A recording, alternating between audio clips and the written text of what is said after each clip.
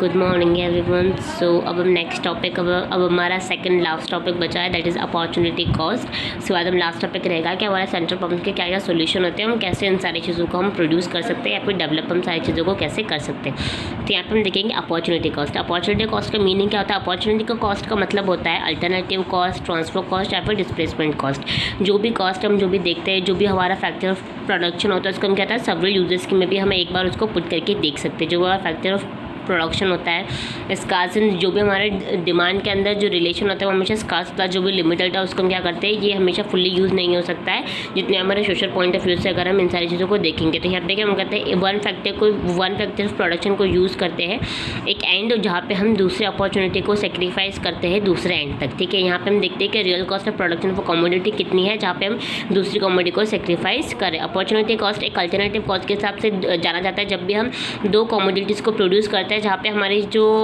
Level of output होता है, जो हमारा प्रॉफिट ऑफ आउटपुट होता है वो हमेशा सेम निकल के आता है। लेकिन हम यहाँ पे क्या देखते हैं कि हमारे पास दोनों के अंदर हमारे पास लो कॉस्ट ऑफ प्रोडक्शन वाला कौन सी चीज़ जहाँ पे हमें लो कॉस्ट ऑफ प्रोडक्शन भी मिले और उसके साथ साथ हमें प्रॉफिट भी अच्छे तरीके से अर्न हो, जिसको हम बोल सकते हैं रियल कॉस्ट ऑफ प्रोडक्शन। ठीक है, तो अपॉर्चुनिटी कॉस्ट जो होता है वो हमें किस चीज़ को डिफाइन करने में हेल्प करता है कि हमारे कौन सी प्रोडक्ट की ज़्यादा से ज़्यादा डिमांड हो रही है, और अगर उस प्रोडक्ट की जो डिमांड है तो उसके पास हमारा कॉस्ट ऑफ प्रोडक्शन कितना लग रहा है। और अगर दोनों सेम प्रोडक्ट की डिमांड ज़्यादा है और अगर हमारे पास जो हमारा एक प्रोडक्ट होता है तो हमें दोनों में से एक प्रोडक्ट को सेक्रीफाइस करना पड़ता है, तो हम उस प्रोडक्ट को सेक्रीफाइस करते हैं जहाँ पे हमारा जो कॉस्ट ऑफ प्रोडक्शन वो ज़्यादा लग रहा होता है, और दूसरी तरफ हम उस प्रोडक्ट को चूज़ करते हैं जहाँ पे हमारा कॉस्ट ऑफ प्रोडक्शन कम भी लग रहा होता है और हमारा जो हमारा प्रॉफिट होता है वो दोनों का कैसा निकल रहा होता है, जो आउटकम होता है प्रॉफिट ऑफ आउटकम जो होता है हमेशा कैसा निकल रहा होता है, सेम निकल रहा होता है। तो अपॉर्चुनिटी कॉस्ट को हम ये बोल सकते हैं एक अल्टरनेटिव कॉस्ट होता है जहाँ पे एक किसी प्रोडक्ट को लेने के लिए हमें दूसरे प्रोडक्ट को क्या करना पड़ता है, सेक्रीफाइस करना पड़ता है। अभी हम यहाँ देखेंगे importance of opportunity cost. Opportunity cost की इंपॉर्टेंस क्या क्या होती है। तो अपॉर्चुनिटी कॉस्ट की क्या क्या इंपॉर्टेंस होती है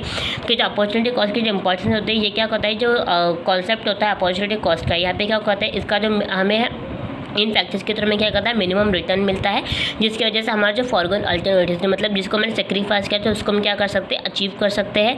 हम इस कॉन्सेप्ट के बेसिस के हिसाब से मैं ये बता रही कि अपॉर्चुनिटी कॉस्ट क्या होता है, एक बेस्ट यूटिलाइजेशन या फिर पॉसिबल यूटिलाइजेशन ऑफ रिसोर्स होते हैं जहाँ से हम मैक्सिमम आउटपुट क्या कर सकते हैं, जनरेट कर सकते हैं। फोर्थ वाला पॉइंट है जहाँ पे हम देखते हैं अपॉर्चुनिटी कॉस्ट जो होता है वो सिर्फ मॉडर्न थ्योरी को एक्सप्लेन नहीं करता है, बल्कि वो हमें रेंट डिटरमाइन करवाने भी हेल्प करता है। मतलब जो हमारा कॉस्ट ऑफ प्रोडक्शन होता है उसको डिटरमाइन करवाने में हमारी हेल्प करता है। यहाँ पे जो हमारे प्राइजेस होते हैं कमोडिटीज़ के वो भी हमेशा डिफरेंट होते हैं, और जो किस पे बेस्ड होते हैं, अपॉर्चुनिटी कॉस्ट के ऊपर बेस्ड होते हैं। यहाँ पे जो फैक्टर्स यहाँ पे उन्होंने लिमिटेशंस दे रखे, तो वो क्या बताया कि यहाँ पे जो फैक्टर्स होते हैं इसके हमेशा कैसे, ये हमेशा डायनामिक नहीं होते हैं।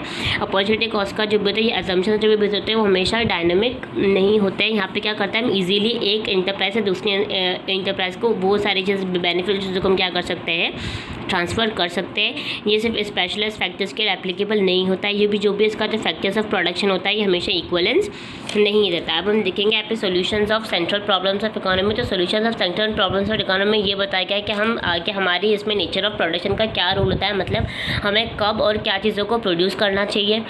ठीक है, नेक्स्ट होता है हमारा टेक्निक ऑफ प्रोडक्शन, मतलब अगर हम टेक्निकली कुछ चीज़ों को प्रोवाइड करें क्वालिटी के वाइज हम देखेंगे तो हमें क्या प्रोड्यूस करना चाहिए, किस तरह के गुड्स और सर्विसेज को हम लोगों को उसको बेहतर बनाना, बेटर या फिर इंप्रूवमेंट हम उसमें कैसे कर सकते हैं। नेक्स्ट होता है हमारा डिस्ट्रीब्यूशन ऑफ प्रोडक्शन। जब हम करते हैं प्रोड्यूस करते हैं उसका डिस्ट्रीब्यूशन हम कैसे करेंगे, या फिर हमें उसके लिए हमें डिस्ट्रीब्यूट करना चाहिए, किस हिसाब से हम सारी चीज़ों को प्रोड्यूस करते हैं। तो यहाँ पे आपका जो चैप्टर है ये ख़त्म होने वाला है। बस यहाँ पे आपको वही दिया हुआ है कि सोशलिस्ट इकोनॉमी में या फिर इन सारी चीज़ों में आपका जो सोल्यूशन होता है वो सेंट्रल प्रॉब्लम्स ऑफ इकोनॉमी का क्या क्या हो सकता है, और हम किस तरीके से हमारी जो इकोनॉमी होती है उन सारी चीज़ों को हम प्रॉपर्ली डेवलप कर सकते हैं या फिर हम प्रॉपर्ली उसको इम्प्रूव कर सकते हैं। ठीक है, तो नाउ योर चैप्टर एंड्स।